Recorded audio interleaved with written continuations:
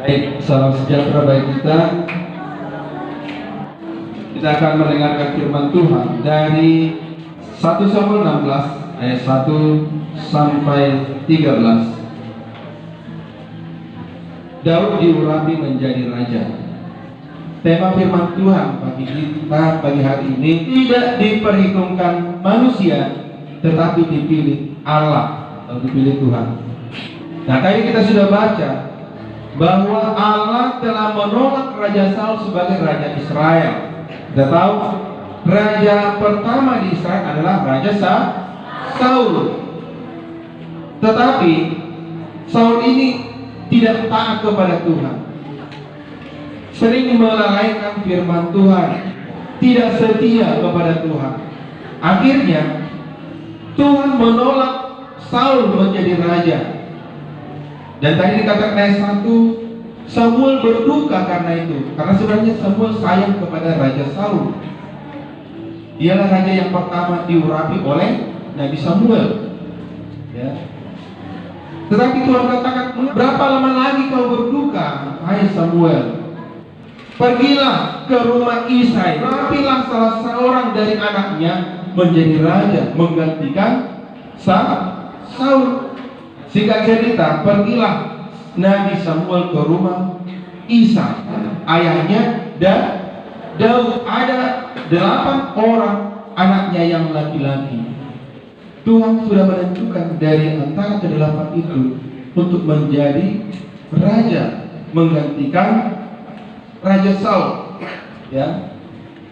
Nah, akan tetapi di rumah itu ternyata Isai, ayah mereka itu, sudah mengatur siapa yang ikut dalam acara itu. Ada 3 orang anaknya laki-laki sudah menjadi prajurit, lalu itulah yang diutamakan. Kemudian ada lagi kakak-kakaknya Daud, ada 4 lagi. Jadi mereka lah yang tinggal di rumah untuk mengikuti acara itu. Daud disuruhlah dia menggembalakan apa tadi? Kambing domba. Kenapa? Karena Daud yang paling busuk, paling kecil, tidak diperhitungkan. Nggak mungkin ini dia angkat apa? Memang nggak disebutkan kepada Isai mau apa mereka diurapi. Tapi Isai berpikir, tidak mungkin ini yang paling kecil, yang paling bungsu ini. Maka dia disuruh ke padang menggembalakan kambing domba. Kakak-kakaknya enak-enak makan di rumah. Ternyata Samuel pun juga seperti itu, hanya memandang dari rupa. Ketika disuruh masing-masing, ya, mulai dari anak yang tertua. Siapa tadi anak tertua? Elia. Bapaknya suruh masing-masing lewat dulu di hadapan Nabi Samuel. Langsung Nabi Samuel berkata, oh, inilah orang yang dipilih Tuhan, katanya. Karena dilihat tinggi perawakannya, ganteng orangnya, gagah. Kalau prajurit gagah kan? Langsung dia katakan, sungguh di hadapan Tuhan sekarang berdiri yang diurapinya, katanya. Ternyata apa? Tuhan menegur Samuel, jangan pandang parasnya, katanya. Jangan pandang perawakan yang tinggi, sebab aku telah menolaknya, kata Tuhan. Berarti yang tinggi ditolak Tuhan. Siapa di sini yang tinggi? Hati-hati. Kalau tidak berkualitas, ya, ditolak tuh Tuhan. Tadi apa lagi? Parasnya siapa? Coba tunjukkan siapa yang di sini merasa cantik, ayo.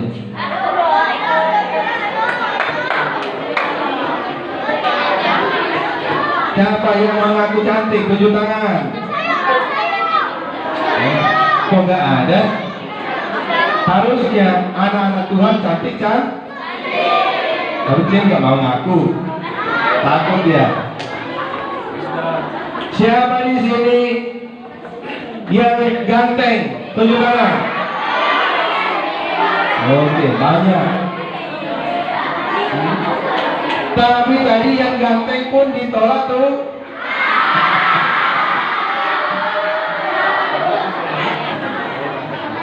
Yang tinggi ditolak, yang cantik, yang elok perawakannya, yang ganteng-ganteng, yang gagah-gagah, ya, ditolak.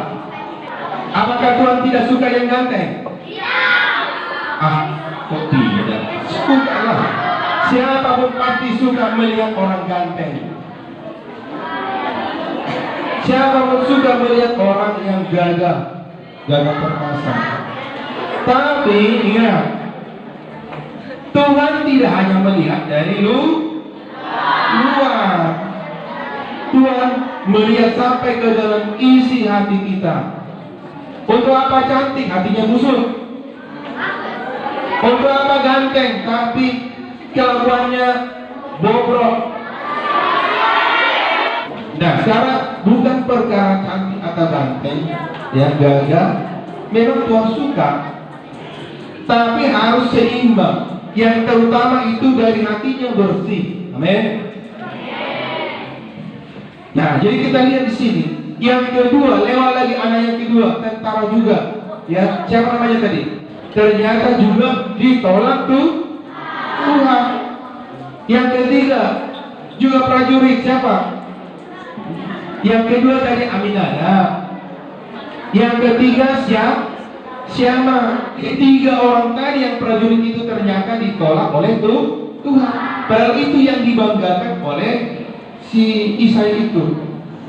Nah, ditolak tiga-tiga, akhirnya disuruh lagi anaknya yang selanjutnya, anak yang keempat disuruh lewat, nggak disebut lagi namanya, karena dari tadi memang tidak diperhitungkan. Yang kelima lewat, ditolak Tuhan semua. Yang keenam lewat, yang ketujuh lewat, gak ada. Akhirnya Samuel pun bingung. Kok semua ditolak Tuhan?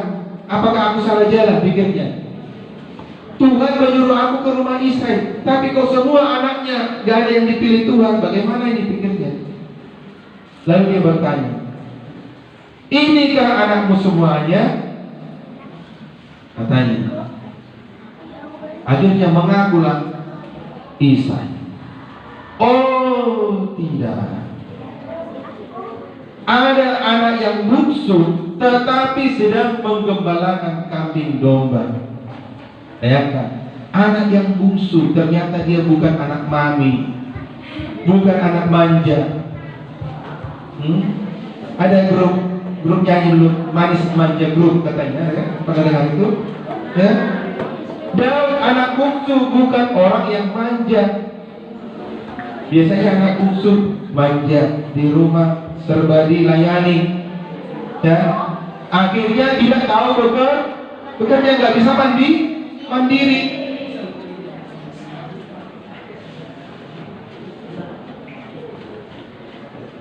Nah, Samuel katakan, panggillah dia. Kita tidak akan bisa makan kalau dia belum datang. Bayangkan.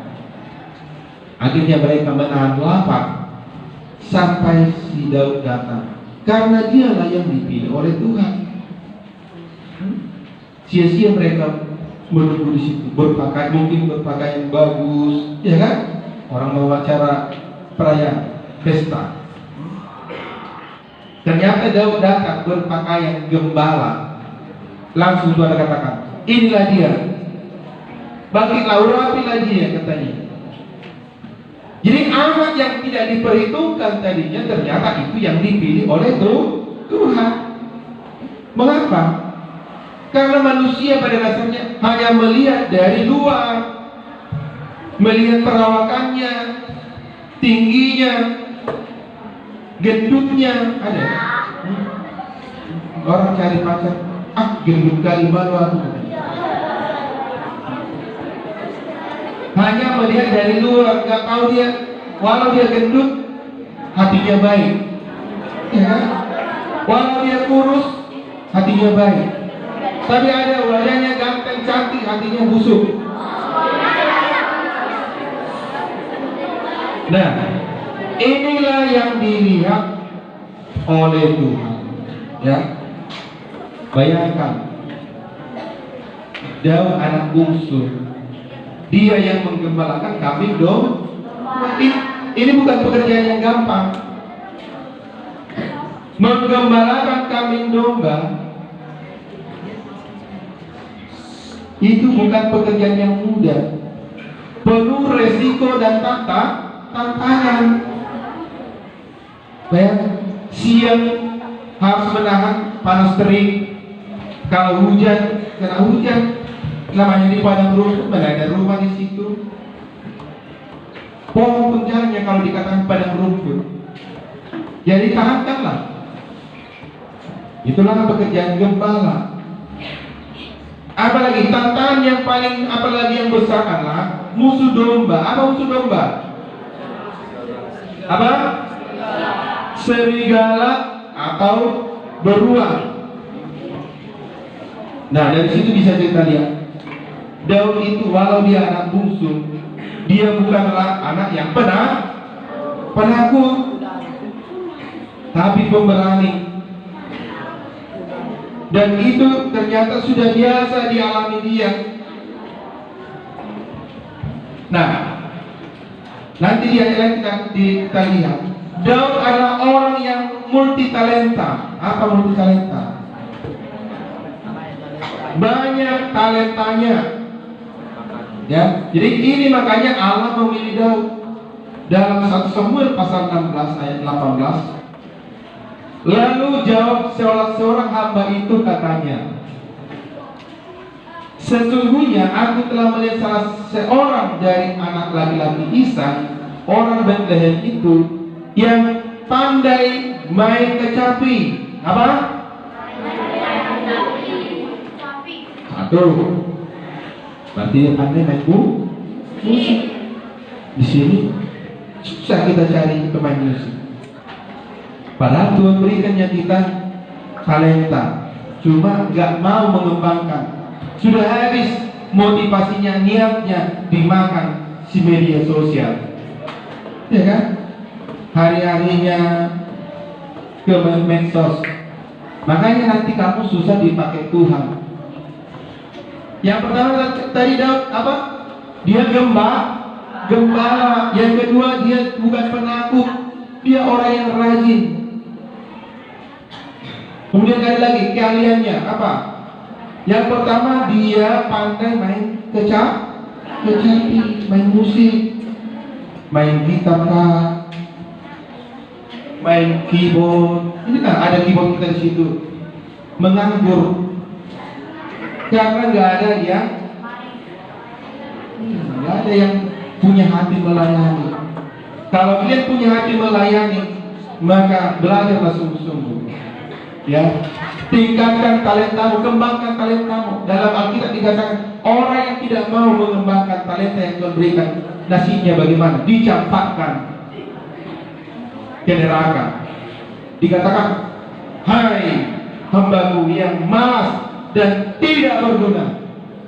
Jadi orang yang malas belajar itu dikatakan pemalas dan tidak berguna. Ikatlah kaki dan tangannya, campakkan ke balai laksana katanya. Mau dicampakkan Tuhan? Mau dicampakkan Tuhan? Kembangkanlah talentamu biar kamu berguna di hadapan Tuhan. Pergi ke gereja, melayani. Ini pergi ke gereja udah malas. Kenapa? Nggak terikat dia di gereja.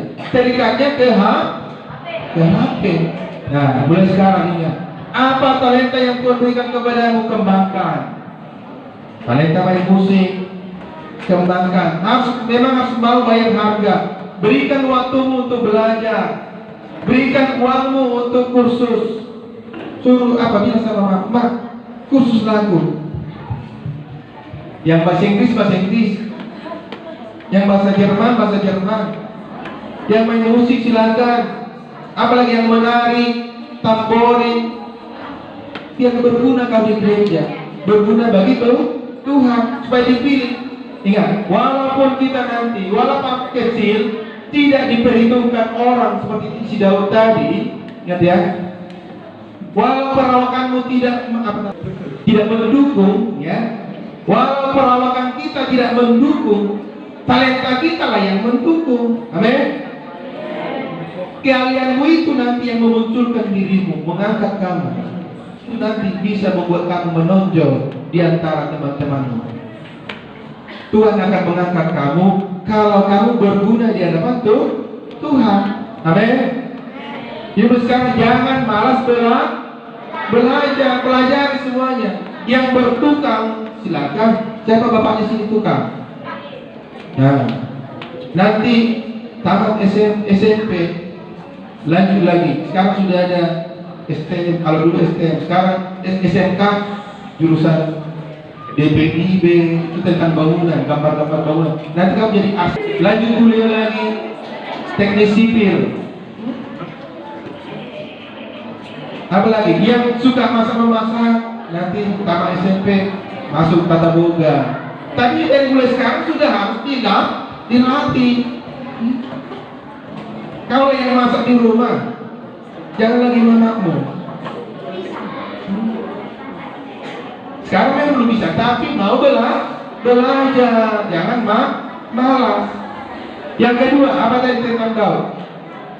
Yang tadi pertama, pandai main kecapi, pandai ya.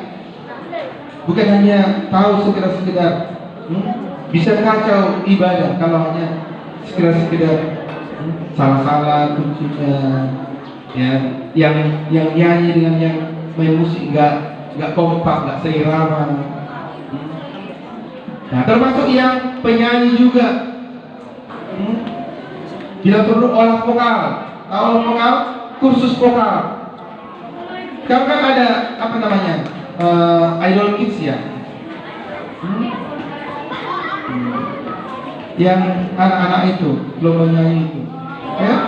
Nah, mereka itu belajar terus, ya, masuk kursus vokal. Memang untuk pandai itu mahal, harus mau bayar harga. Yang kedua, ia seorang pahlawan yang gagah perkasa, bukan pahlawan kesiangan. Tapi kita dikatakan Daud itu seorang pahlawan yang gagah perkasa. Kenapa dikatakan perkasa? Tidak